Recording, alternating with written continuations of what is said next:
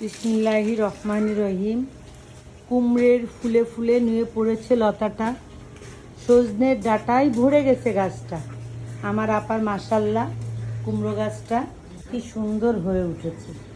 আর আমি এই যে শুশুনি শাক, এই শুশুনি শাক আমরা বাংলাদেশি মানুষ এটারে আমরা কচুরি বলি, কিন্তু ভিলেজ কুক আমি এতে দেখেছি হ্যাপি ভাই, তারপরে হলো জামাই বাবু, তারপরে কাজল সরকার, ইনারা সবাই এই শুশুনি শাক খেয়ে আমাদের বাংলাদেশিকে শিখিয়েছে।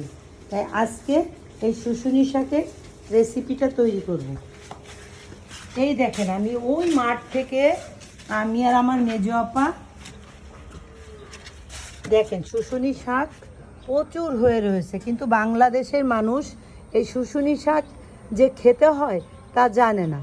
আমি ভিলেজ কুক দেখি সব সময়, আর পপি কিচেনও দেখি, সেখান থেকে আমার এই শিখা শুশুনি শাকের রেসিপি। আজকে আমি শুশুনি শাকের রেসিপি করব।